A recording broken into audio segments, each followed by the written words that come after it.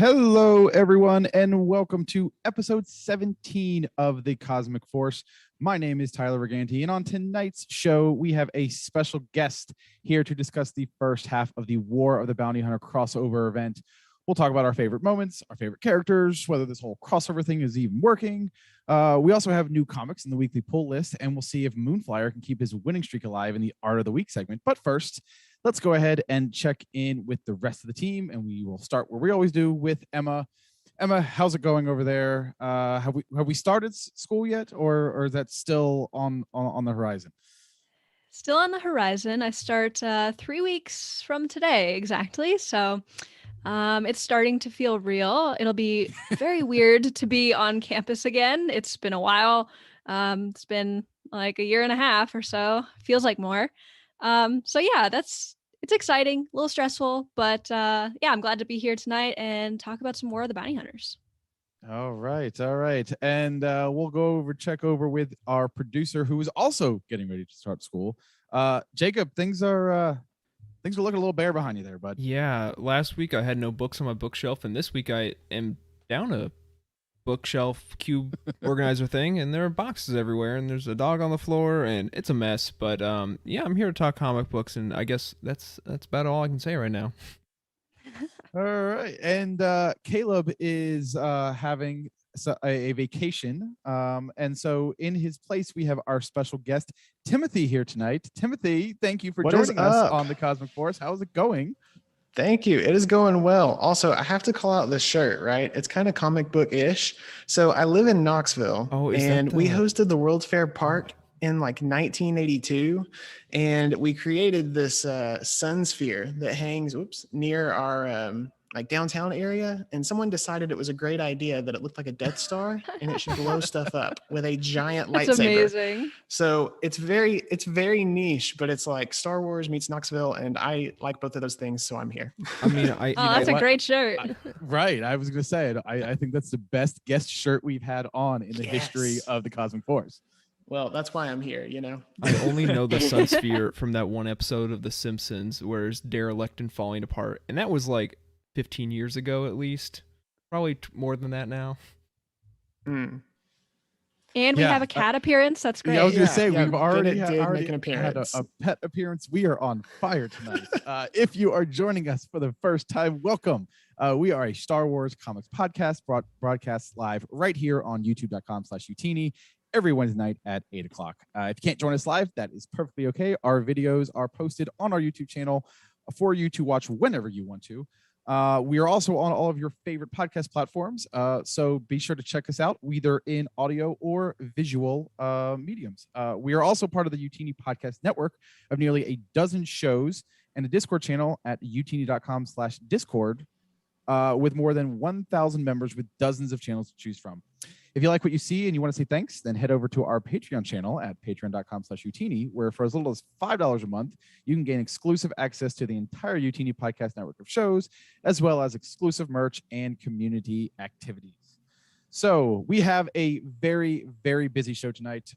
There's a lot of comics that we're going to talk about tonight, even bigger than our roundtables. So we're going to go ahead and get right into the weekly pull list this week. So, Jacob, why don't you tell us what titles we have available for us to pick up? Yeah, so we have two titles today, both in the War of the Bounty Hunters event. The first one is the Forlom and Zuckuss one-shot, Zuckuss Must Die, written by Daniel Jose Older. The artist is Kei Zama. The cover artist is Mahumo Asrar. The colorist is Felipe Sobrero, and the letterer is Ariana Meyer. And then the second issue is Star Wars Bounty Hunters number 15, The Gathering, written by Ethan Sachs, pencils by Paolo Villanelli. The cover is by Giuseppe Camuncoli. The colorer is Arf Priento, and the letterer is Travis Lanham. Both of those links for these are down in the description if you want to pick up a copy on Comixology. And a quick clarification, if you're wondering what order you should read these in, I would personally recommend Forlom and Zuckuss first, just for some story reasons. And I'll leave it at that. Yeah, I was going to mention that there was a little bit of a discussion in our Discord about that. So yeah, thank you for clearing that up, Jacob.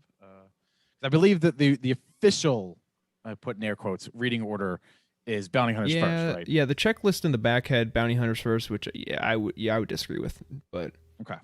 Yeah, I read Bounty Hunters first, and then because I wasn't paying attention to the discussions, and yeah, it was a little bit confusing, but I would say it's not detrimental if you don't read it that way.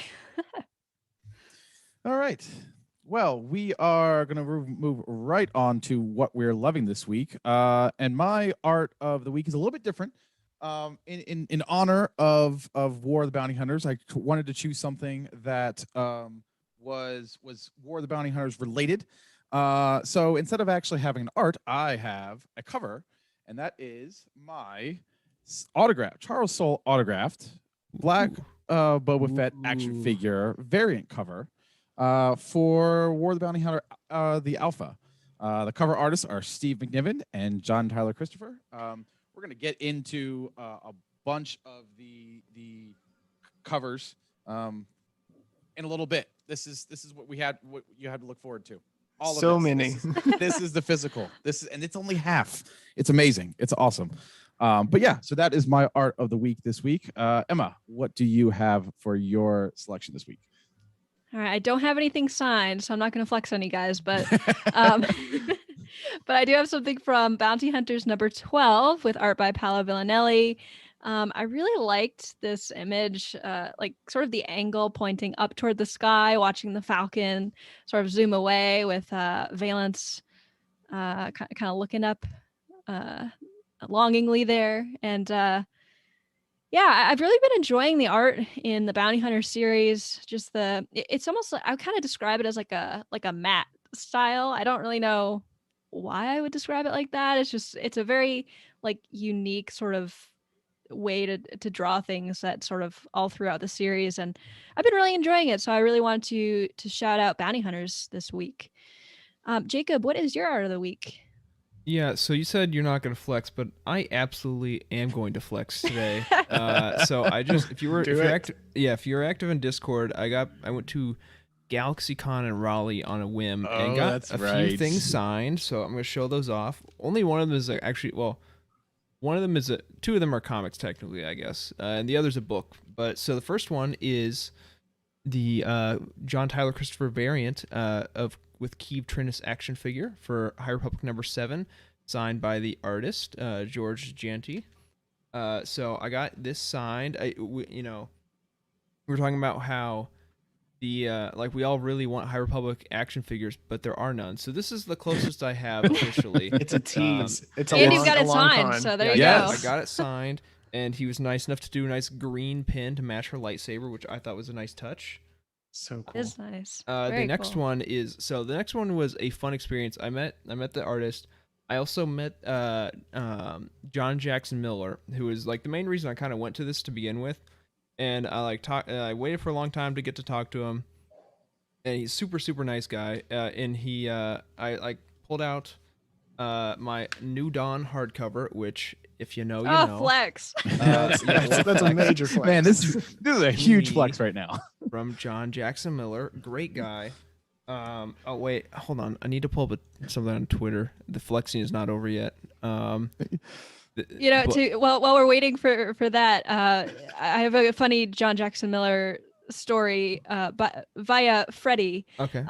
So when I was filling in as producer on Legends Look Back a couple weeks ago now, he had sent his Old Republic omnibus to John Jackson Miller to have it signed. Yes. And Legends Look Back had the opportunity to interview John Jackson Miller a little bit ago, and John Jackson Miller actually remembered. He recognized Freddie's name on like the packaging, and so Freddie opened up the book live to see what he wrote. He didn't ask him to write anything. He just said, "Surprise me."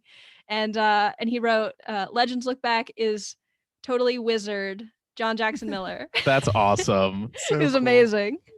Yeah. So speaking of the Old Republic omnibus, I also got mine signed while I was there.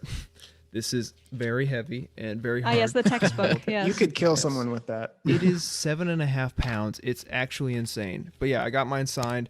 Fun story. Mine is the first one that he signed at a convention. He like signed it, like Freddy's was signed with a bunch of other ones that he like did through a comic book store. So mine was the first one actually signed at a convention because this is the first convention he's been to because, you know, COVID, and also came out like only a month ago. And so I talked to him, super great guy, and I went to like walk away, and I'm walking away and someone starts yelling behind me, and it was John Jackson Miller who chased me down so he could take this picture to tweet out that he was at the convention signing copies. And that's my copy right there in his hands. So that is so cool. Yeah, such So a fun cool. moment. So yeah, great guy. And so super happy to be able to go meet him. And yeah. So I believe we are on to after the flexing is over. Don't worry. All right. So no pressure, Timothy. I have nothing to flex. I have nothing even related to War of the Bounty Hunters, so it's fine. No. So my art of the week is from The Force Unleashed 2, the second graphic novel that kind of piggybacks. It's like told, it's the second game story, but told through Boba Fett's perspective. And so I guess it's War of the Bounty Hunters adjacent, right? But I love it because you got Camino in the background, you've got the fire and all the reds and yellows on the left-hand side of the page, and Boba just looks sick. It's beautiful and art. I love It's it. awesome. And Yeah. I've really loved reading. I was walking around a used bookstore recently and saw it just calling my name out on a shelf. And I was like, well, I don't buy physical. I'm going to get it digitally. And I'm so glad I did. It's so great. That's awesome. Yeah. That art alone makes me want to read that book. Oh my gosh. It's been a very long time since I've played those games. I don't recall Boba Fett being a part of this. Right? No, and that was part of why I wanted to read them, because it's been so long. I know I don't have the time to do it right now. So I was like, well, let's just get through these graphic novels. I think they're only like 80, 90 pages a piece. So, I mean, I read them both like in a day. And it's so cool. But it's a really neat way of tying Boba Fett's story into the campaign, giving him some emotional depth. He's got like a love interest. You get to go to some familiar places, kind of right after Starkiller just wrecks shop. It's awesome. Could not recommend it enough. I did not know this exists before now, so I am definitely going to look into that and track that down. So thank you very much. You are welcome. All right, this is the part of the show where Caleb normally gives us our community art of the week, but instead of Caleb, we've got Emma, and Emma, there was some talk about this art of the week this week, wasn't there, in the in Discord? There was, yes. So we had some really good submissions. But this one, it came from Twitter, from Pacific Northwest Gamer. Thank you so much for that. This is from Jabba number 1, art by Ibrahim Roberson and colors by Edgar Delgado. This is some really awesome art. This new character from which I'm sure we're going to talk about later, from the War of the Bounty Hunters, Diva Lompomp is her name, and man, she's such a cool character. Got a lot of awesome colors going on, and this art is very, very striking for sure. This whole book could almost be an art of the week. Like it looks really awesome. It really looks cool. Yeah, it's a great art, great pick. Thank you, Pacific Northwest Gamer. Reach out to Jacob on Twitter or Discord and get a free comic code. So send in your art of the week, people. We love to see it. I love to talk about it, and you might just get a free comic code. Yes. All right. Now we're on to what we're reading, and I know that we kind of talked during the pre-show. A bunch of us are still reading War of the Bounty Hunter, rereading that, and still reading a bunch of the High Republic novels and such. But I did want to check in with Timothy, in addition to as our guest, in addition to The Force Unleashed 2. I wanted to kind of check in with you, see what comics you're reading these days. Yeah, I appreciate it. I'm reading everything, is basically the Good last answer. month or two. Yes. Has been a lot of, obviously, the High Republic. I am 2 chapters into Out of the Shadows, and I'm mostly mentioning that right now because I've hit a wall and I haven't been able to like get back to it. So I've pivoted to comics. I've read a lot of the High Republic, got caught up on it. I've been behind on the High Republic Adventures, and that's been incredible to get back to. The Daniel Jose Older and company are just absolutely killing it. Could not recommend it enough. And as Jacob can attest, I've also been on a Halo kick. So I've been reading anything Halo I can get my hands on, including the comics and graphic novels. But no, mostly I'm here because I need to read this book and I'm going to read it again tonight. So this is my promise to everyone listening. I will read it. Hold me accountable in Discord, please. Good. Listen. It gets better, man. Like, with a lot of these YA novels, we start out with some character development, and then we get some hard hitting plot in the second half. So I promise you, if you stick with it, you are not going to regret it. Oh yeah. It's not even I don't like it. I've loved everything that I've read so far. I can eat up just Vern and Wreath for days, please. Yes. I'm about to get into some other things. And I read the first, kind of skimmed the pages and was like, I want to read this. I need to read this, but I'm tired. You're right. I just finished that today, and it was great. It was a great book, and I think Emma, you and I had talked about this, or you had mentioned this in this our Slack. The fact that they're doing what they're doing away from adult novels is outstanding. Yes. And to really have this level of storytelling and importance outside of the adult novels, it's awesome. And I love every part of the High Republic. Give us more High Republic. Yes, I love Justina Ireland. I'm so happy that she got to write a Marvel comic with Jabba #1. It was she's a queen. I love her. Yeah. Oh yeah. It was a great book. We will talk about that in just a moment. And actually, we're gonna go ahead and go to our merch break, and then when we come back, we are gonna go into the War of the Bounty Hunters first half recap. We'll be right back.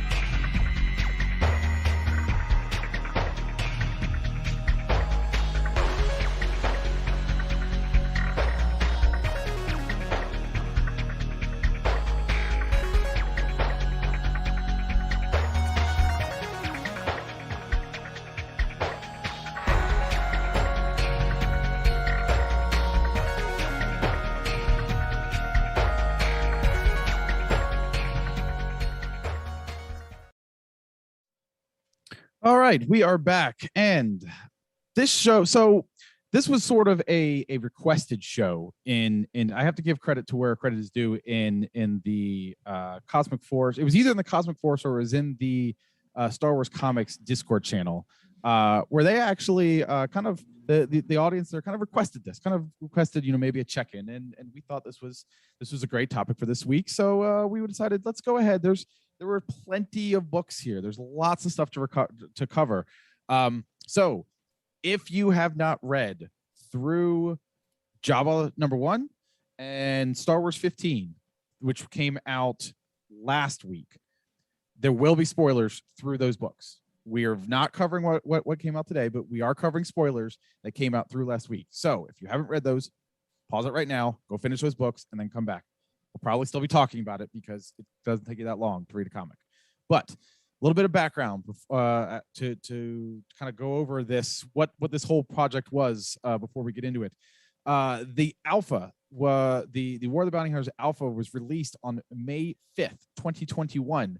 And when all is said and done, this whole crossover event will include 34 issues across 4 main titles: Star Wars, Bounty Hunters, Dr. Aphra, and Darth Vader, plus War of the Bounty Hunter miniseries, plus one-shots. And the final issue is scheduled to be released on October 27th.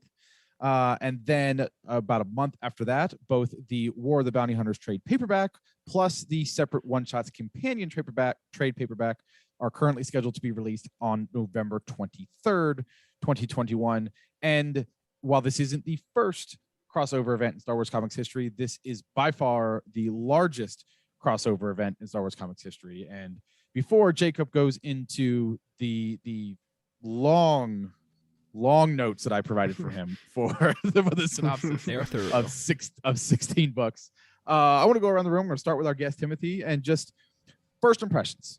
is this, are you liking it? Are you not liking it? And just, we're not going to score it because it's kind of incomplete, but just what are your short impressions?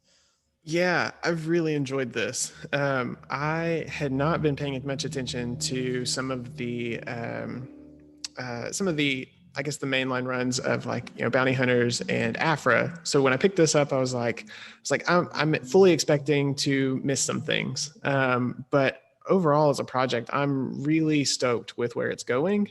I like a lot of the surprises and twists that they've given us. I'm really hopeful for where we're going to end up, and just what this means for Star Wars in general. Charles Soule teased that at the end of this, something bigger was coming, and I just can't wait. Yeah, totally. That is a great. I totally forgot that he had said that. That kind of piqued my interest even more than it already was. Jacob, come to you next. What are your first impressions of this? I'm gonna come in, I think, with a little bit of a hot take, and I am liking this event from a macro perspective more than I am on a micro perspective. Like, I think the overall story arc is great so far. I think the issue to issue content, especially with the tie-ins, is leaving a little bit to be desired, I think. Okay.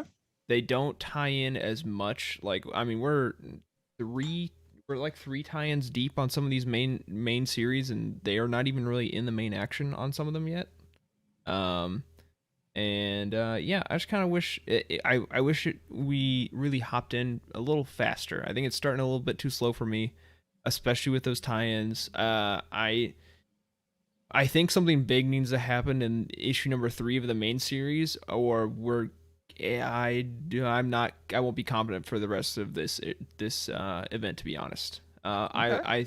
I think I trust in Charles Soule, and I think it's gonna be great. But I think I'm being a little more cautious than some of the other people. Okay, interesting take. Emma, what are your thoughts? Yeah, so I was not expecting to enjoy this as much as I did. Every time I think that I'm not going to enjoy something Star Wars, I always end up doing so. So I don't know why I keep saying that I'm not going to enjoy it. Um, but I've really been enjoying just the idea that like so much more happens in between the movies than we think. And that to me makes the world feel so much bigger than we know it. And that's what I come to comics for. That's what I come to books for, is to sort of expand the world. I've been enjoying some of the new characters we've been introduced to. I've been enjoying seeing some of uh, uh, our main characters and main plot lines all sort of come together. One criticism is that the sort of side sort of tie-in issues from the other series don't really seem to tie into the event as much as I thought they would be. Mhm. And when they do tie in, it feels like they tie in a little bit too much. An example would be the most recent Dr. Afra issue. Is it the most recent one? Yes, I believe so. Yep. Yeah. That sort of had a few pages of carbon copy of War of the Bounty Hunters 2. So it doesn't feel like we've sort of hit that fine line in these smaller tie-in issues. However, I don't think that detracts from the appeal of the story to me, which is good. I think no matter what, it's going to be hard to tie in all of these series in a way that makes everybody happy. And so I think for the scale of the project, I think that they've done a really good job, and I've really been enjoying it. Yeah. I think I'm going to come in kind of in the middle. I'm closer to Jacob than Timothy or Emma, but I'm not. I love the main story of War of the Bounty Hunters, but we kind of got hit right off the bat with a "oh my gosh, did you see this?" moment, and then it's kind of not kept up. It's fun. I love filling in these details. We'll get into a little bit more. The pacing is a little, the timing of the comics and the pacing is a little off. We keep going back even after some of the more recent issues that are being released after War of the Bounty Hunter 2 is still talking about story that was happening prior to War of the Bounty Hunter 2. So there's a little bit of pacing issues. But other than that, I'm having a lot of fun. I'm looking forward to the main titles, and I'm looking forward to the titles that I was interested in prior to this event. Star Wars, Darth Vader, not so much Bounty Hunters, not really too much Afra, pretty much the same. Like I can't wait for the Star Wars book to come out. I can't wait for the Darth Vader book to come out.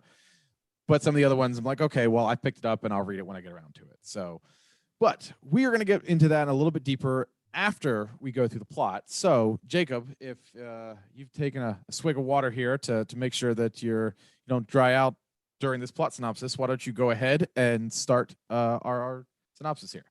Sure thing. So with this thorough synopsis of the story so far, well, we start, shortly after The Empire Strikes Back, where Boba Fett has taken Han's carbonite slab from Cloud City to deliver it to Jabba on Tatooine. But there seems to be an issue. Han is thawing out, kind of. So Boba Fett needs to make sure that the slab is fixed and that Han can make the passage safely to Tatooine. So he heads over to Nar Shaddaa, the smuggler's moon, to find someone that can help him out. But unfortunately, he doesn't have any money, so he's going to have to work that off. So he goes and enters a local gladiatorial ring with, I would say, shades of Knights of the Old Republic, where he goes in, defeats the champion to get his money to pay for the job to fix Han Solo. But when he comes back, he finds that his partner is dead and Han Solo's slab has been stolen. The prelude issues of the main lines work towards getting our respective parties where they need to be. They're kind of wrapping up some stories that were going on to make sure the characters can tie in to the events. So Afra's finishing up a job with Sana Starros. Luke is doing some training missions. There's stuff with the Rebel fleet going on. Darth Vader's just killing people with Ochi. Nothing new there. And the Bounty Hunters is involving itself in a kind of complicated faction war between two rival crime syndicates on Corellia. It's a bit much at times, but all these characters kind of are like temporarily wrapping up their own stuff to get back into the big story that Charles Soule is weaving. So Bounty Hunters tells us about a bounty on Boba Fett because he failed to bring Jabba his prize. So now bounty hunters all across the galaxy are tracking him down. Vader tells us about how he's going after Luke after the events at Bespin. And he also is mad at Han because Han, I guess, made Luke weak mentally. Afra and her partner, Afra and her former partner, Just Lucky, have been trying to track down contacts and are invited to an exclusive opportunity, which we'll see more of later. Boba Fett goes off in search of those who stole Han in the first place and finds out about the bounty on his head, and Jabba also being invited to the same invitation with Dr. Afra. And we find out it's to buy Han Solo back. But who is Han Solo being stolen from? Who has him? Who's trying to make this big bargain, bringing in the Hutts and a bunch of other criminals? Well, it's Crimson Dawn. Yes, that Crimson Dawn. It's Crimson Dawn from the movie Solo, a Star Wars story. They have returned, I guess, I don't know, like 10 years later, 15 years later. I'm not Trevor. Don't ask me about timeline questions. Yeah, if Crimson Dawn's back, well, Maul is dead at this point, so who could be with them but Kira. Kira has returned, and at that, I'm going to pass it off to my friend Timothy to round us out. Yeah, so after the incredible reveal of Lady Kira herself, the next round of issues finds each group of characters making their way to Jakara as they each come to terms with the realization that Crimson Dawn is actually back. Like, that's a thing that happened. Each book does drop some breadcrumbs to each of their arcs, but it's definitely the B plot of the series of the issues. Maybe go back and reread these issues with the others whenever you go back and you get caught up with the titles and getting back into the swing of things with the ongoing stories. We end up getting to War of the Bounty Hunters 2, and we see that Jakara has become a hotspot for the galaxy's scum, villainy, bounty hunters, and all around lowlifes. Everyone has made it to Kira's party. We got Black Sun, the Pikes, love the Pikes, the Empire, don't like them, the Hutt Cartel, as well as Boba Fett, Afra, and Sonostaros. Boba Fett blackmails Afra into creating a diversion so that he can steal Han back. But before he can, he runs into our fearless heroes, Leia, Lando, and Chewie. The auction ends with Jabba as the winner, but big but, before he can claim the prize, Vader shows up, and now it is officially a party. Much to Kira's delight, she's absolutely loving that she's put this whole thing together and has just caused absolute mass chaos. I imagine she's loving her life. Yeah. So that's, it's a long summary and it's a quick, but at the same time, it's a quick summary because this really covers the 4 issues, guys. Would you say, give or take? I mean, outside of the War of the Bounty Hunters Alpha 1 and 2, there's not that's what most of this synopsis is. Mm-hmm. Yeah, I would agree with that. So, Emma, why don't we, before we get into anything else, why don't we talk about the elephant in the room here? Let's switch over to notable characters and kick off with the one and only huge shock moment of this first event. Yeah, so I think, we can't start with anybody other than Boba Fett. Wait, no. Surprise. It's Kira. So, man, this was a shocker. Major shocker. I remember reading this and I kind of, first, before we dive into anything substantial, I just kind of want to go around really quickly and just talk about our experience when discovering this, because I think this is one of those really surprise moments that are kind of rare in Star Wars comics and books, where a big character comes back and we all love Kira and holy smoke, she's back. So starting with myself, I was like, wait a second. So they said Crimson Dawn earlier on in the thing, and there was a mysterious hooded woman. And then I started to put it together a little bit. And then we get to the last page and it's oh my God, that's Amelia Clark. That's her. That's her. She's back. So I got really excited. Tyler, what was your reaction? I unfortunately did not put it together until this page. I think this is her real page.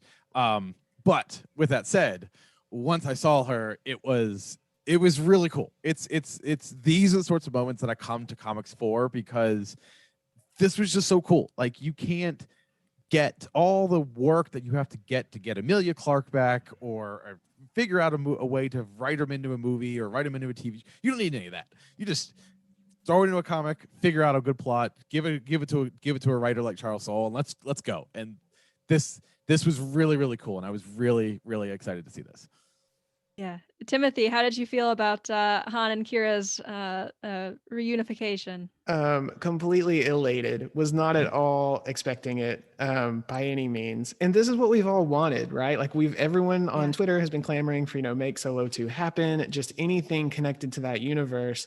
And we got Kira? Are you kidding me? This is a thing? And I just remember watching the Discord blow up. And everyone's being so good, not spoiling things, but if you hate comics, you have to read this issue. And that's so cool that this event has given legs for that, has given us a lot of these things that we've been wanting. And she was not even on the list, but she's absolutely number 1 for sure.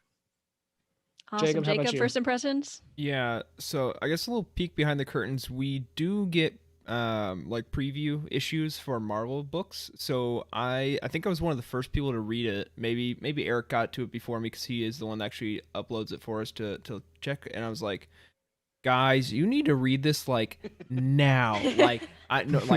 Drop whatever you're doing, read it now. And we're going into other sections of our Slack. It's hey everyone, I know most of the Utini team doesn't keep up with every comic issue, which is fair. There's so much to read, and especially because a lot of them are focused on reading all the novels, it can be a lot at times. So I was like, hey guys, I know comics that aren't everyone's thing. Check out Comixology. Here's the affiliate links that Timothy so gratefully makes for us every week. Go buy yourself the Alpha. Go buy yourself issue number 1 and just read to the end. And you have to do this, because Twitter is going to spoil it for you so quickly, and I want you to experience this like fresh. And surprisingly, Twitter was very good about this for like the first week. Like I was shocked. I think you got Charles to read it. I think you got Andrew to read it. Like there were at least 2 people there that in our Slack that was like, I don't read comics, but you guys have convinced me. And oh my gosh, thank you for convincing me. And we, Utini thanks them for their 60 cents of revenue. They passed our way. We really do appreciate that. So, obviously those are just our surface level impressions on Kira. But before we move on from her, what do you guys think about her being the mastermind sort of behind this entire War of the Bounty Hunters thing? I mean, it's so cool to have her sort of as the puppet master pulling all the strings. I know I certainly didn't imagine that it would be her pulling all the strings in this event. Timothy, what are your thoughts on this? Oh gosh, I don't even know. There's so much to unpack with it, right? Yeah. The fact that Crimson Dawn's even back to begin with, like Tyler said, I couldn't piece this thing together. But the way that she kind of communicates, this is very personal for her. Maybe I think, what did she say? Han was always trying to save me. Maybe now he'll get his chance or something like that. And I'm like, what is this about? And that Han is so integral to everything that's happening in the galaxy at this time. And that's such a unique vantage point that I haven't seen before. And for Kira to be involved in that, the emotional stakes, it's just next level.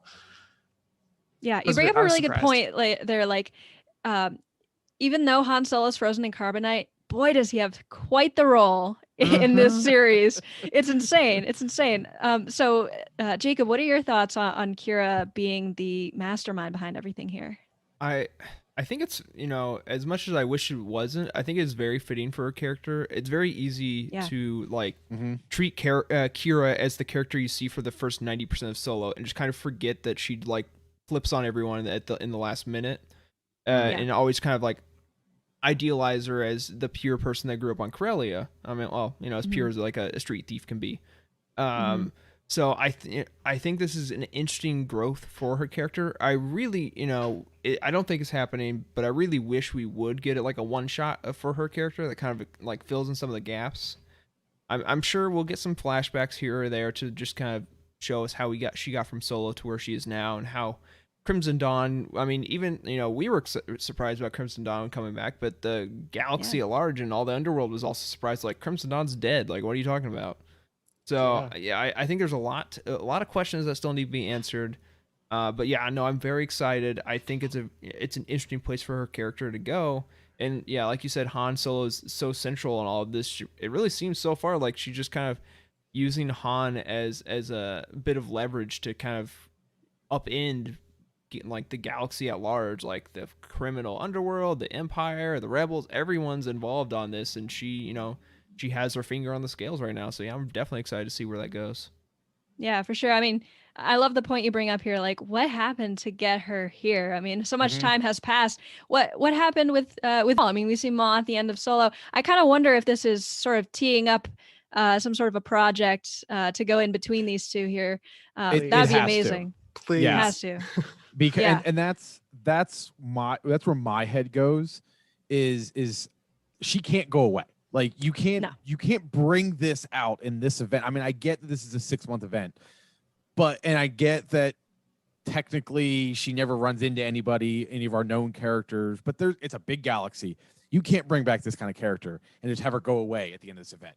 I don't know if we're going to get a prequel. I don't know if we're going to get an ongoing sort of book that, continues afterwards, miniseries, but that's what I get most excited for is what else are we going to get with this character? Because like Jacob said, there's a lot that we could fill in. That's what seems to be working very well with Star Wars comics right now is using the flag, the tent poles of the movies and kind of filling in all that stuff in between. And I think there's plenty of stuff that we could get from her character. Yeah, absolutely. Awesome stuff. I just love seeing her she's just so confident in herself and powerful up there on that stage, getting $1 million for Han Solo or credits, I guess. I'm just so interested to see where this event ends and where it leaves Kira and the future of that character. I'm loving it so much.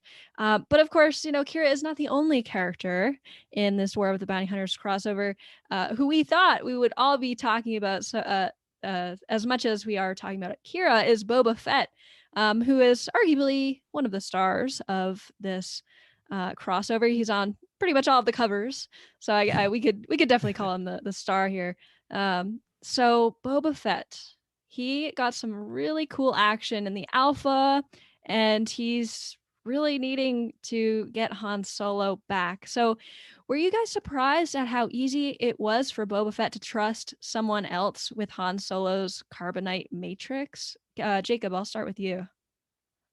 Yeah, I maybe I don't know. I feel like he didn't have a choice either way. I mean, it's either you like he's at his last resort. You either give it to this like street doctor or whatever I forget how they described him, or you lose the bounty and you're in an even worse situation. So I guess it was just more of a it was out of necessity more than anything. But yeah, I guess it's a little surprising. Tyler? Yeah, there's been a couple of moments. I think the one moment that was the most out of character for him was at the end of the alpha, where he's talking to Bib Fortuna and he's like, yeah, I've got your prize, but it's going to be a while. And like, it was, I took it as it was kind of supposed to be a bit of a joke.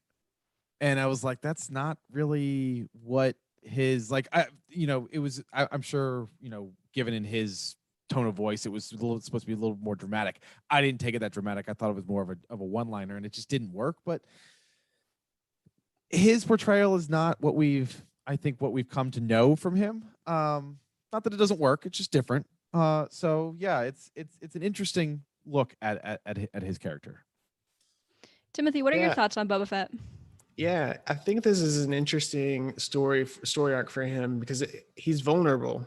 I mean, he kind of lets his guard down. He lets the biggest prize in the galaxy go from underneath his fingers. And then he's got to scrape to get it back. He's got to rely on Afra to cause a scene. He's taking his helmet off and his armor to try to sneak through and get some stuff done. And it's really interesting to see him in this vulnerable position. Because we haven't seen that before. Boba's always been the baddest dude in the room. Right. And this is very, very different for him. But I'm enjoying it. Watching him, go through that arena was really cool. And proving his mettle and his worth. Like, he still got it in there. But yeah, it's been a really cool take on him. And I'm glad that we got this.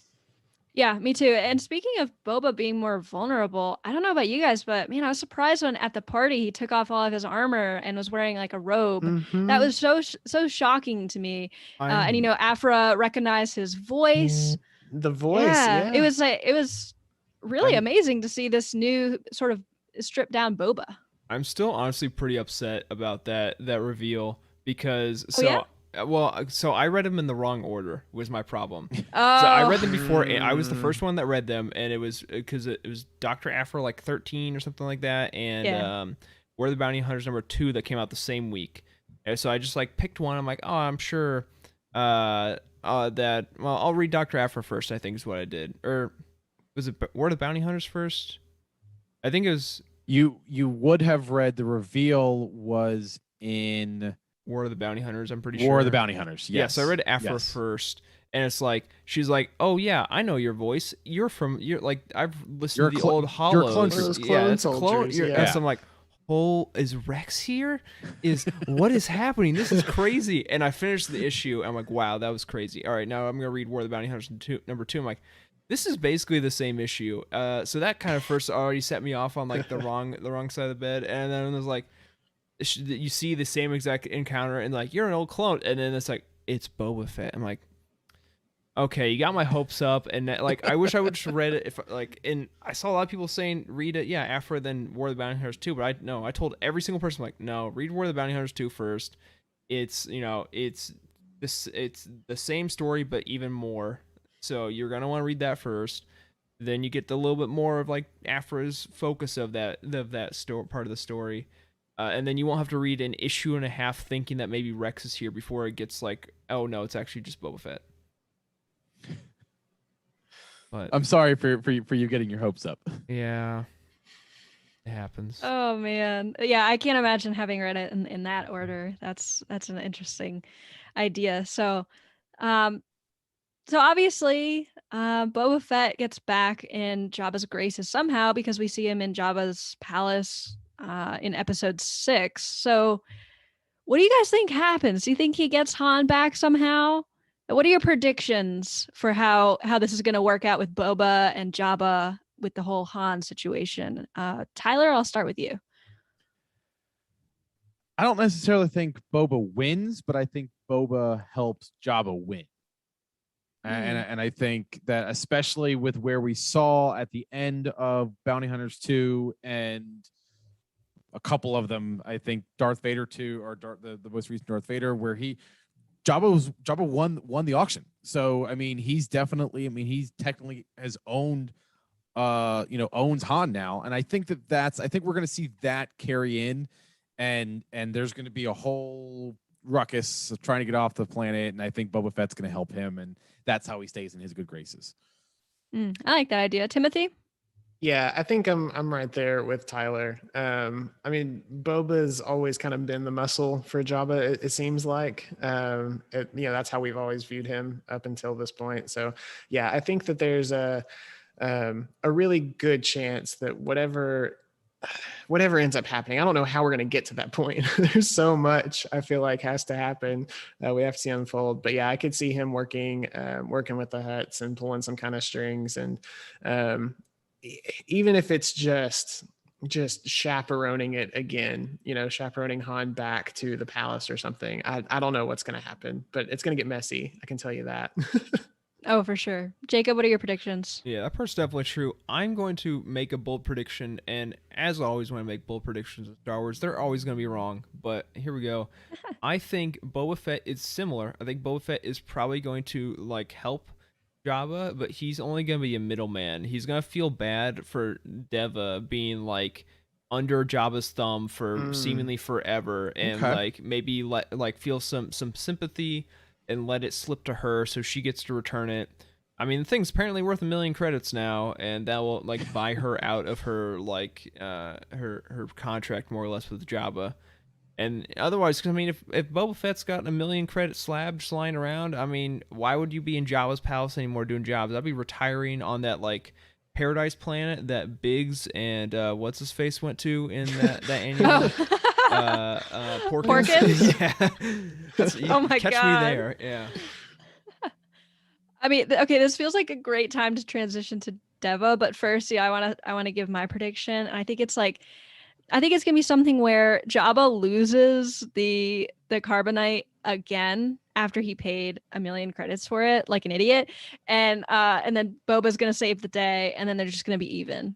I think something like that's gonna happen, but I totally agree with you guys. Something's gonna happen. It's gonna be messy. It's kind of like this. So it's like a prequel movie to something. It's like we know what it's leading up to, but the journey to get there is gonna be interesting.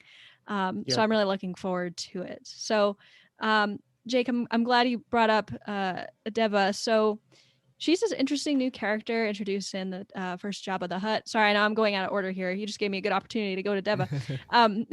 So she's a new character introduced in the first Jabba the Hutt sort of spin-off one shot. And she's this very cool alien creature. Do you guys know what species she is, or do we not know that? No, we know it. Give me 2 seconds. Okay. I love her. I don't look. know, but I want to know more because she's a badass. Yes, she is a badass. She's a Shani. Shani. Okay. I mean, she eats her exes. That's so cool. Yeah. I thought it was a one joke. way to put it. When in the Jabba one shot, they go back. It's kind of a flashback, and Boba looks to her and says, "Oh, I took you for a eat your ex's type," and she makes a comment. "Oh, well, I normally do, but Zabraks are a little too chewy. And I thought it was just a joke. And Yeah. then all of a sudden she goes and cheats. I was like, holy crap, that wasn't a joke. That was really cool. Oh man, that I know. Yep. I thought it was a joke too, and then I was like, oh no, she actually does eat like people. Okay, don't want to mess with her. So No. yeah, she's a very cool character. So we learn that she's kind of one of Jabba's favorite sort of bounty hunters slash dirty workers. You know, she's kind of a bounty hunter, but not really anymore. I think she said that she's an information broker in the present timeline, because we do flash back a little bit in the Jabba issue. So, what do you guys think of Jabba's decision to send Deva out to find Boba? Do you think that was something in Jabba's character, or do you think, because we've never heard of Deva before, why do you think Jabba trusts her so much? Timothy, I'll start with you. Probably because she's so good. I Yeah? mean, we know from the Star Wars profile that was released on her on the website, right, that she's been around for a couple hundred years. Like she was alive during the times of the High Republic, even. So, I mean, she's the best of the best, it seems like. And I would think to have her, what was it that Jabba said? You know, hers is not a debt that can be paid by money. It's a debt of blood. Yeah, some kind of blood debt. And so that's really interesting. So there's a lot of story, I think, that can be filled in for her. And it's something that I'm interested in. B Nasty put in the chat that Deva is his favorite character made for comics, and I think I could see her. I think I could see her having the kind of impact that Afra had when Afra first came on the scene. You know, someone that we had never heard of before, and all of a sudden blew up. You know, gets an audio drama. I would love to see some extra stories revolving around Deva. I mean, just this one issue, and she's already one of my favorite parts of this whole thing. So. Yeah, I totally agree with you. Like I instantly fell in love with this character. She's a badass, and she's obviously very good at what she does. And yeah, I want to know what caused her to have a blood debt with Jabba the Hutt, because it seems like, you know, she literally said, like, just name the figure and I will give you the money. And so for Jabba not to accept money, something really weird or bad had to have happened, and I really need to know what that is. Jacob, what are your thoughts on Deva and her sort of job in this or her role in this entire crossover event? Right, yeah, I think, yeah, she's super interesting as a character. I definitely want to see more of her. I'm really excited. Yeah, like Timothy said, she's old. Like her species was said to be like basically the first bounty hunters, and that's like where the profession came from. And so, you know, hopefully, I think she's gonna pop up in the High Republic. Honestly, like, I mean, come on, like, Justina Ireland wrote this issue, and like High Republic authors love to drop like crossovers in their own stuff. Like, read anything from like 2018 and on by any of those authors, and there's going to be a High Republic reference somewhere, like 100%. So I would be shocked if she doesn't pop up later. Super cool character, super cool character design. So yeah, I think she's brought in a new interesting dynamic to the series as a whole, and yeah, I'm excited to see what happens with her next. Awesome. Tyler, what are your thoughts on Deva? I think she's a great new addition to this book, and she's my favorite character of this event, and definitely makes up for the letdown of the last character that we have listed here, because this character, I don't even know why this character was even included. It was such a letdown. I agree. So thank you for teeing me up here. Let's talk about Dirge. So we've got him. We met him in some older comics from the Dark Horse era, I believe, and he was also in the Tartakovsky Clone Wars. Charles calls him Bubblegum Man. It's great. So Tyler, I want you to continue talking about your disappointment with Dirge here. What do you think? Why do you think he was brought in for just one issue? Do you think it was like the excitement factor, or do you think that he's going to come back? He'd better come, and not necessarily in this. I don't want him in this War of the Bounty Hunters anymore, because it was such a letdown. But I think bringing him back, knowing he has a history, and using the line of "I'm so hard to kill," we're gonna see him again, and I almost consider it the equivalent of like a backdoor pilot of a TV show. It felt very shoehorned, and I didn't need it. That story in Afra in the Afra comic could have been told and could have been accomplished with anybody else, and to use this character in that role was it didn't work for me. Timothy, what are your thoughts? Oh, I'm ready to see him come back and joust Afra for Han Solo's frozen slap, right? Oh like that's going to gosh. happen. I love that. I'm calling it. Speaking of predictions that will never come true, Jacob. No, it was interesting. I had never known much about Dirge. Whenever the Discord decided to start going nuts, whenever I guess his cover that was revealed, it was such a big deal. I went back and I watched some stuff. I read the Wikipedia page. I consulted. I think I've mentioned in our Slack about Trevor and trying to figure out, like, is there anywhere else I can get more information on this guy, right? And yeah, it was very weird. He's way more talkative here because he says like nothing in the Tartakovsky Clone Wars. Right. He's a little bit quippy, and I'm like, this is interesting. I do hope we see him again, though. I think it's such a cool character design, and I'm interested to know more about him. But yeah, I think I agree with Tyler that his appearance was a little, it wasn't what I was expecting. Didn't quite live up to the hype for me. Yeah, I'd agree. You stole the words right out of my mouth. As like the only thing I knew him from was the Tartakovsky series, where it's it's like silent for almost 90% of the episode. There's almost no dialogue, and like to like transition from that image of in my mind to what we got, I'm like, this is so weird. Like I guess I need to read some of his Legends comic books, because it was a harsh like left turn from what I expected. I also agree he's definitely a comeback. Like the Star Wars creators have to know how like reactionary fans can be online, and if you just threw out a strangely fan favorite character from Legends and like just like killed them off in one issue, like imagine bringing back Thrawn for an issue and just like gone, never seen again. Like, right. How bad that would be. Like, I mean, obviously I really hope that creators don't live their lives and they're making their decisions based on online discourse, but it's something that's always in the back of your mind. But of course, we foster a positive community at Utini, and we encourage you to not harass people online. Bare minimum. That's what we ask. But no, I think an interesting thought I just had is we saw him die by being vented basically out the airlock. How many times have we seen Afra vented out the airlock? And who vented him out the airlock? I think he's gonna be fine. Black Chrysanthemum's out there picking him up. Like, it's all going to be good. Yeah, I mean, you can't say something like, I'm hard to kill, and then, quote unquote, die in the same issue, and then, actually die. There's no way. But yeah, I agree. I agree with you, Tyler. Like, I hope we see him again, but probably not in the War of the Bounty Hunters. I think we have enough going on already, and Dirge he deserves his own space to sort of do his thing, because he is very cool. Well, I appreciate you setting me up for our transition to the next segment by saying that we have a lot going on, because that is going to kick off this next little part that we're talking about of, I have a couple of just random basic questions that I'd like to ask you guys.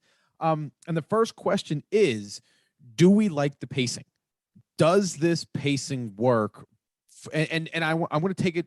My question is being asked from the event standpoint. I think it's safe to say we all agree that War of the Bounty Hunter Alpha, War of the Bounty Hunter 1, War of the Bounty Hunter 2 are pretty good.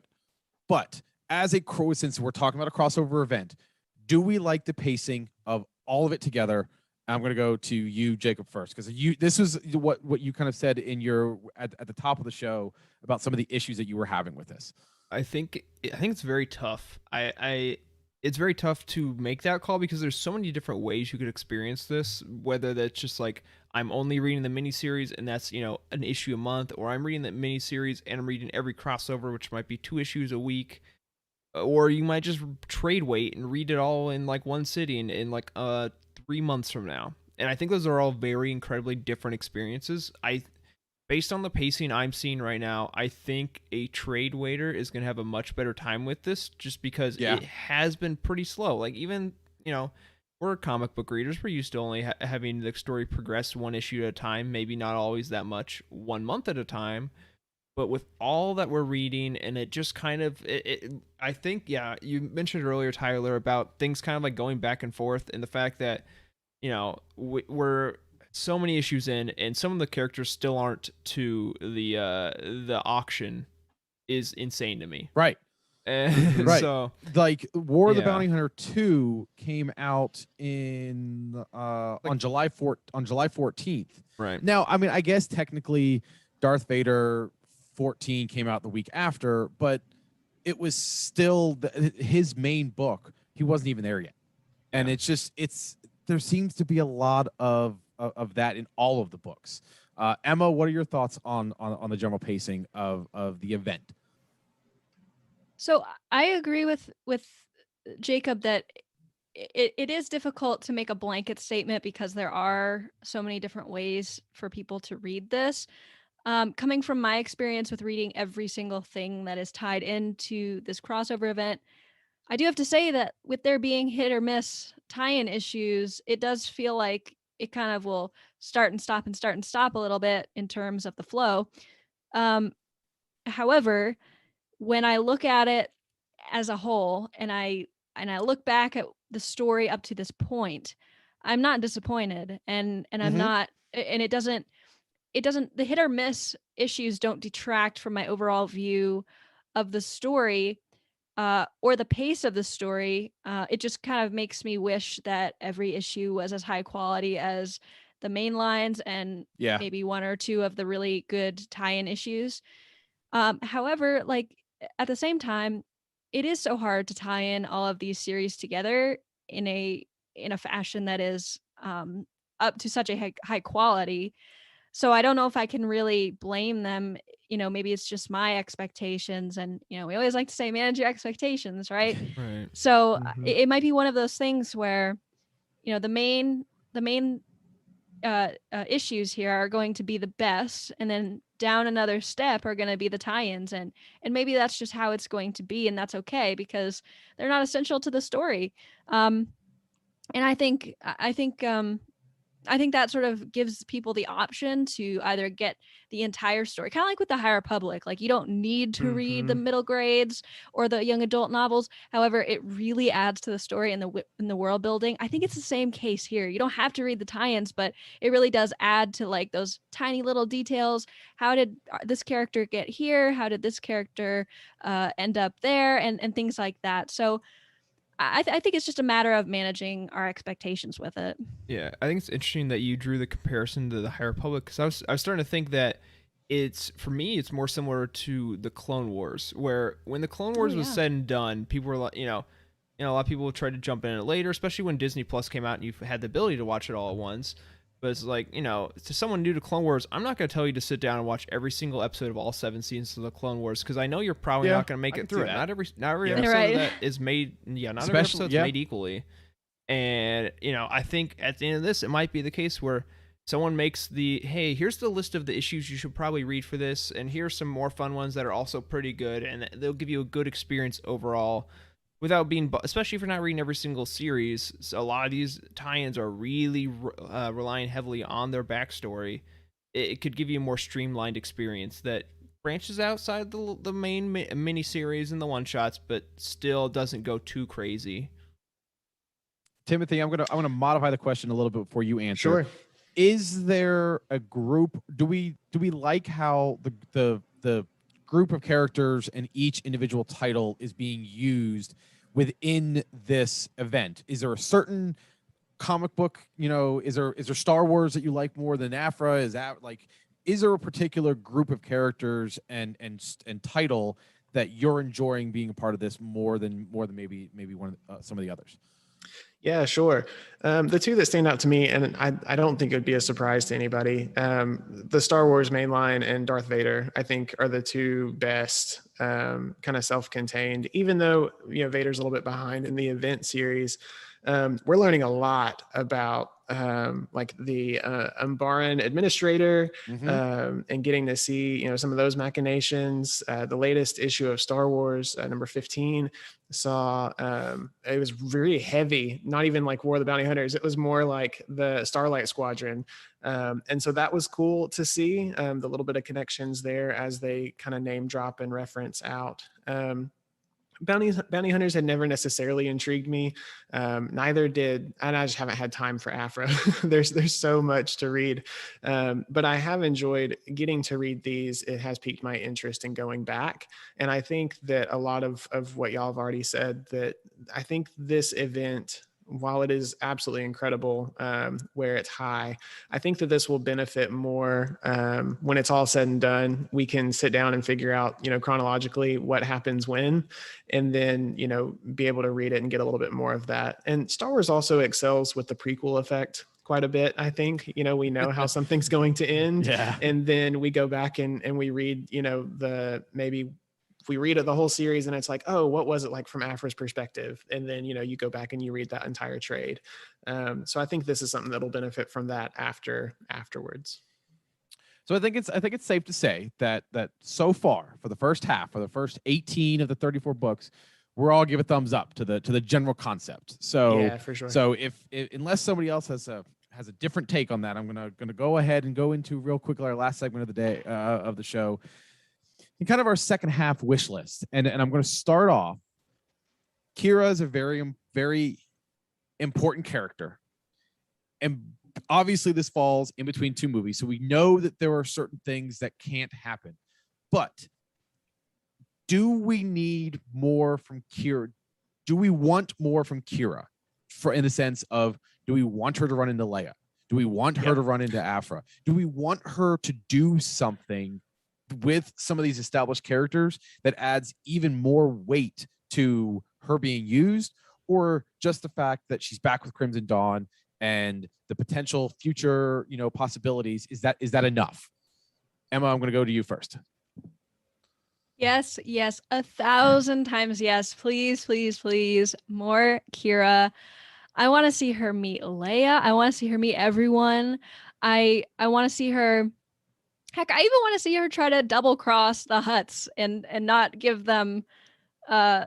Like, that would be like really, really cool. I just want to see her do something badass, because we know from Solo that she has it in her to do something absolutely nuts. And I'm so interested. Every time she shows up on a page, I get excited. Like, it's a really good feeling when she's on the page that no other character is giving me right now. And I think having her in the comics as a first appearance since Solo, and having that be so unprecedented, I think it would just be really cool to have her do something awesome in the comics that makes everybody want to start reading the comics and say, man, these are like more important than I gave them credit for. Jacob, what about you? Yeah, just that last point. I think this has brought in so many more non-comic readers. At least give it a shot. I really hope we see. I would have to imagine we see her interact with just about every single character. Otherwise, I mean, what's the point of doing the tie-ins and the crossover if Luke Skywalker's never going to meet Kira? I mean, you'd think that at least indirectly everyone's going to have some sort of interaction with her. I'm really thinking we're going to see a big dam break with the third issue of the miniseries. I think the fact that the reason we're not getting so much out of everything else is they're waiting for some big moment to happen before all these crossovers and more meaningful actions start happening. So I don't know. I'm excited to see what she does, and I think it's so exciting that we didn't expect her to come back, and now we have her. But we really still have no idea what her plan is, and we're 3 months in. And we have 3 more issues. Yeah. We have 3 more issues of War of the Bounty Hunter. Yeah, so and that's not a negative. Like, I'm excited at the fact that this could go anywhere. I mean, obviously Han Solo is going to end up in a slab back in Jabba's palace pretty soon, but still, there's still so much unknown, which is something that I didn't think I would be saying when this started. So for that much, I'm grateful. Timothy, what about you? Yeah, I think I'd agree with that. I definitely want to see her have a conversation with Leia, 1000%, as Emma said. I think at the end of the day, I just want some legitimacy. Like Crimson Dawn is back. What does that actually mean? And her being at the top, which it shouldn't have surprised any of us, I guess, in hindsight, right? But there's a reason for this, and I need to know what it is. And I'm hoping that it's not just kind of poof and it's done at the end, but I want to see her continue to make moves in the way that she does. Because even in the Solo movie, right, like Lando knew who she was, and that she kind of pulled a lot of the strings. I mean, she was the right hand of Dryden Voss. So, and then the fact that she was able to do what she did and then end up playing Maul somehow, like girl's got game, and I want to see her play it. So yeah, I as much as I mean, we obviously know that she can't run into Han, but I kind of want maybe a passing, nudging of the shoulder, even though she'd get completely knocked down if it was Chewie. I kind of want her, like, I want Chewie to kind of be like the Han stand-in and kind of have a little bit of an interaction between those two. And I'm with you all as well. Like a panel, just or the end of a book or something, the hero shot of Leia and Kira face to face. I mean, that would be pretty epic. So I want to know, are we ready to go back to the individual title arcs? Timothy, I'm going to start with you because you had mentioned that the two that you were most interested in were the mainline and Darth Vader. Do you want to see how Darth Vader? Are you more interested in seeing how Darth Vader interacts with this event, or are you like, you know what, that's cool. Let's get back to the other characters, and I want to go back to that instead. Yeah, so I love the event, and I love the different vantage points of it. But yeah, I want to see what the aftermath of this looks like. I mean, we've brought the entire galaxy, it seems, together, and this big event is happening. So what does Darth Vader do next? I mean, like, and there's he left Exegol, one of the craziest, arcs that we've ever seen, I think, in comics. And then we just kind of like disappeared from it. And I want to see wrestling back to some of that stuff that he was dealing with. Star Wars has a lot going on with Lando maybe betraying them, maybe not. And there's so much there, and they're touching on it. We mentioned they're sprinkling in some Easter eggs. They're still trying to carry through, some of the mainline stuff, throughout these side issues, I guess. But I'm ready to see the end result. I'm ready to enjoy it, but yeah, I'm ready to see each character and each line kind of return to its own, and really deal with it and wrestle with it. Because I think at the moment the story's a bit scattered. The main series has been killing it, but yeah, I think it would help with some clarity on the other side. Yeah, Jacob, what about you? Are you ready to take any part of these books and go back to the main story? Or are you eager to see how they tie it all together? Yeah, so speaking of the other books, I just found this just completely unrelated cover. Oh my gosh! You guys might see. That's what we want. That's what I want. That's Kira. Star Wars. That's 18, Leia. So there you go. Ooh, that made my heart rate go up a lot. Like just the thought of them meeting is just so exciting. So Star Wars 18 is October 13th. Yep. So we've got a long. So then I would imagine Star Wars 17 probably ends like I just described, with some sort of hero shot, ending shot of the two of them running into each other, and then we get that interaction in 18. Okay. You just got me really hyped there for the rest of this. Thank you very much. So cool. I might have to get that physical comic, even though I don't do physical comics. I'm gonna need that cover. A poster. That needs to be a poster, like a huge, like 3 foot, 4 foot. I don't know, 20. I've got big ceilings. We can do it. Oh yeah, just blow it up real big. Oh my gosh, wallpaper. Yeah. Anyway, going back to your question, I think I'm split 50-50. I think for Vader in Star Wars, I'm excited for them to go back to the individual arcs, but with Aphra in Bounty Hunters, I'm more okay with them staying where we are right now. Just because I think I'm more invested in those stories to begin with. Like Star Wars, like I'm super it's something so small. Well, not so small. I'm so excited to see hopefully Luke Skywalker build his lightsaber and become the Jedi Luke we see in episode 6. For Vader, I think the story that they've been telling, that Greg Pak's been writing, especially with like all the Exegol stuff, so incredibly exciting. I think he is definitely teeing himself up for some crazy things with the rest of that run. So I am very excited to see where those go. Whereas with like Aphra and Bounty Hunters, I've been enjoying them, but it's not been enough where I'm like, okay, I can't stand this pause in the action to do this event. So I think that's where I'm falling right now. Emma, I want to pose a question to you that I actually skipped over in the notes, but I saw B Nasty's comment in the chat here, and it kind of caused me to want to go back to it. So the question that I had in the notes was, we know how this ends, but what surprises could we see?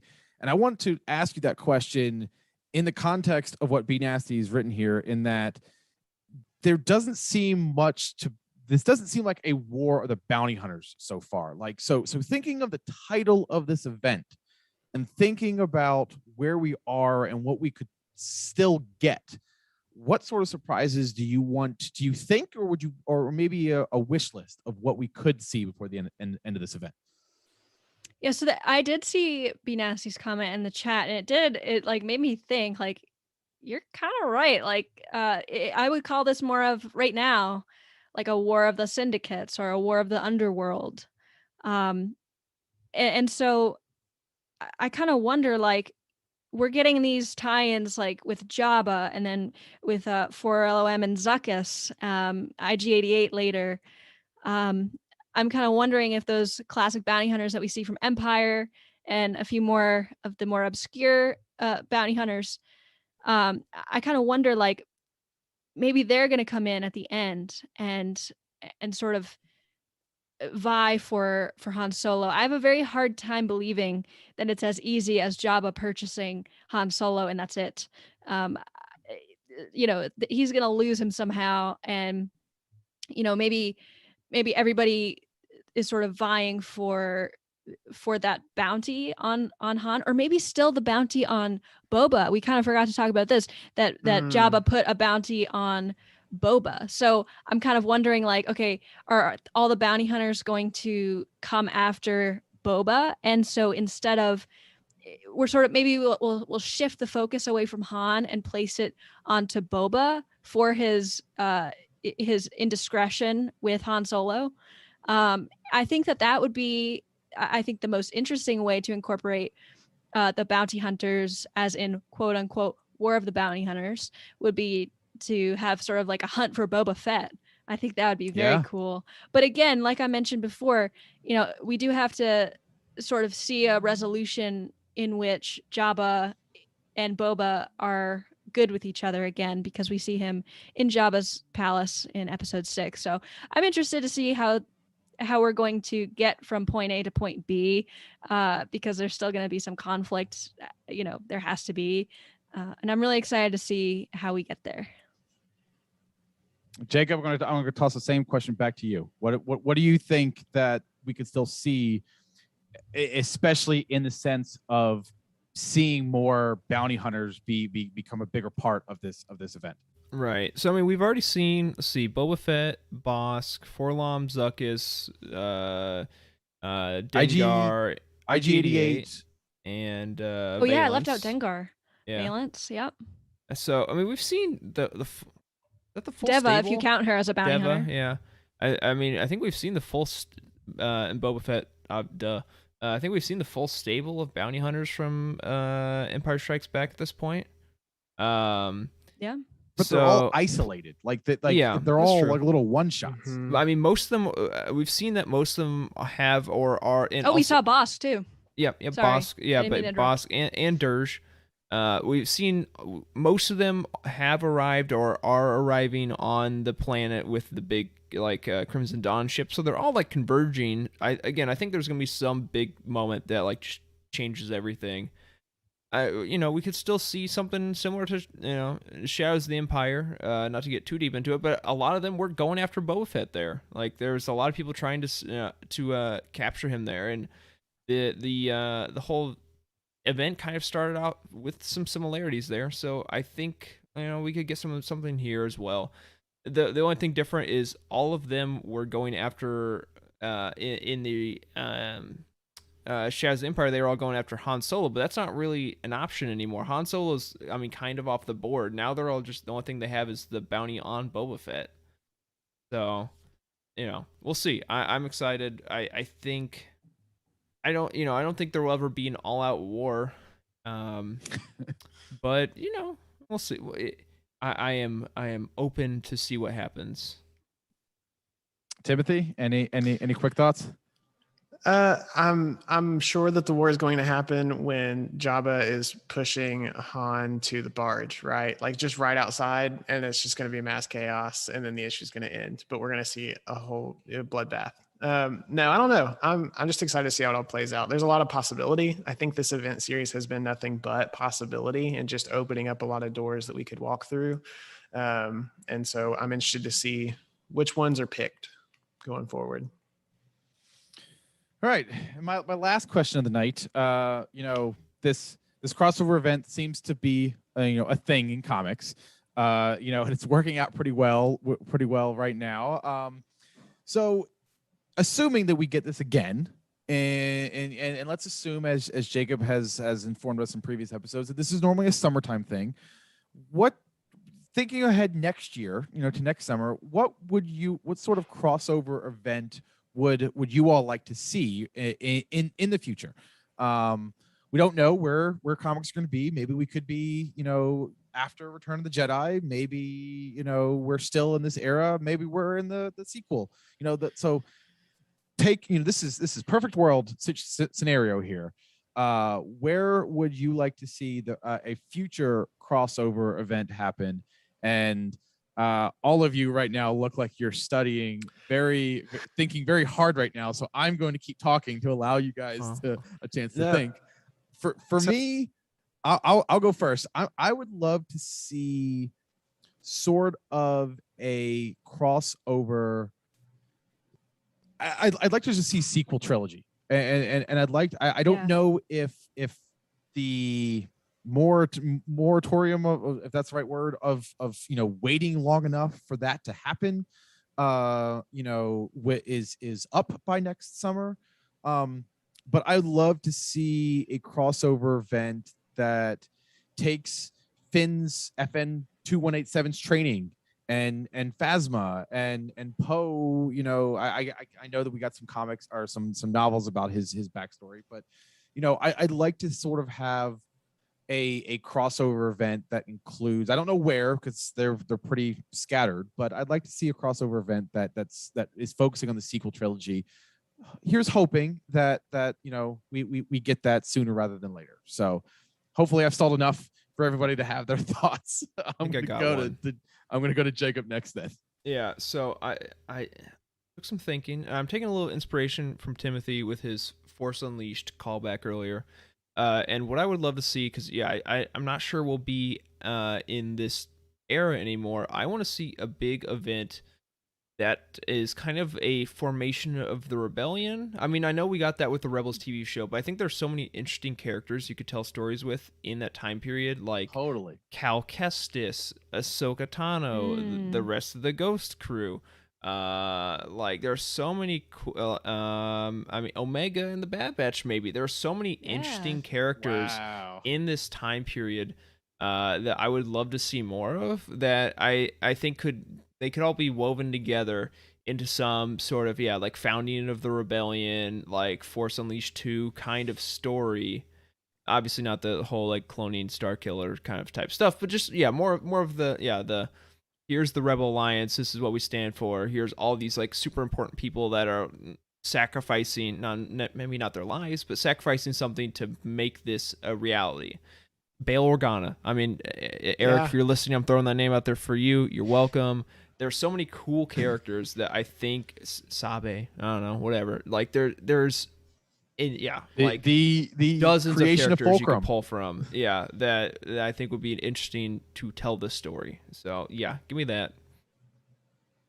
All right, I'm gonna go to Emma. I'm gonna go to Emma first because I'm gonna give Timothy, our guest, the last comments of the night. So Emma, coming to you first.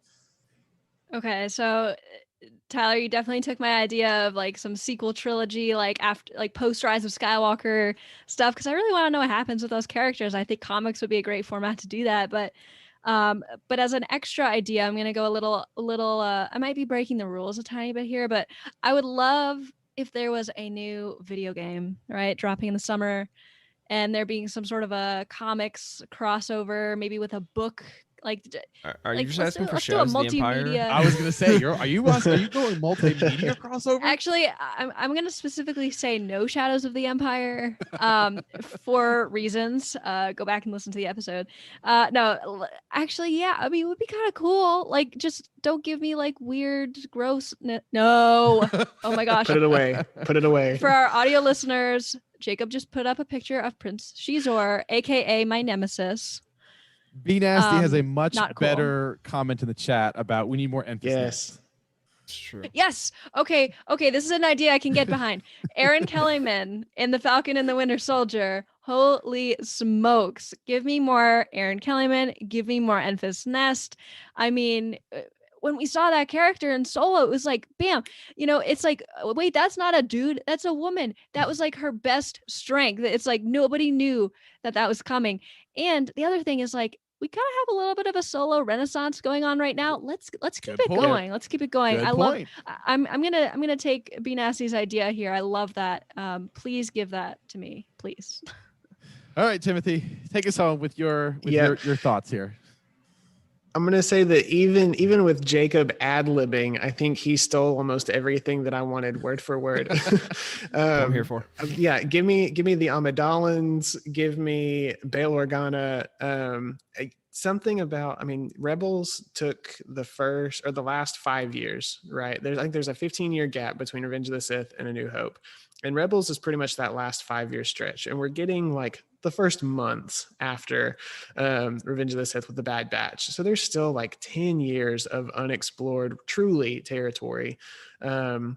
So there's a lot that can happen there. Yeah, give me the Cloud Riders and the Bad Batch and maybe what Crimson Dawn's been doing. I don't know. Like there's a lot of possibilities there. Also, I will say what was the most recent Clone Wars adventures series that came out? I cannot think of it off the top of my head. Battletails? Yes, Battletails. Something about seeing Dirge again. I just want to see, let's make an event series featuring Dirge, right? And he is going to joust entire clone battalions and some Cloud Riders and whoever else you want to throw in there. That's my event series. That's what I want to see next. All right. Yes, there it is. Yes, that art is stellar. Yeah. Well, art, yeah, it's so cool. I think it's pretty evident that from a general concept, we are giving plenty of support and positivity towards the concept as a whole. The War of the Bounty Hunter crossover event as a whole is a win. It's not perfect, but things in Star Wars rarely are. So if you haven't picked up these comics, I definitely encourage you to do so, and I really encourage you to come into our Discord because we have a lot of questions that are asked. Jacob continues to I think almost weekly, don't you? We're like, if you really, if you're on a budget, if you don't want to, if you're not looking to do everything, you could probably skip this one. If you have any questions, if you have any wonderings, should I get this one, should I not get this one? If you need free comics, we seem to be giving those away a lot in the Discord too. I really encourage you to pick these titles up, to join our Discord and really go into the Star Wars the comics channels, because there's a lot of really knowledgeable people about comics.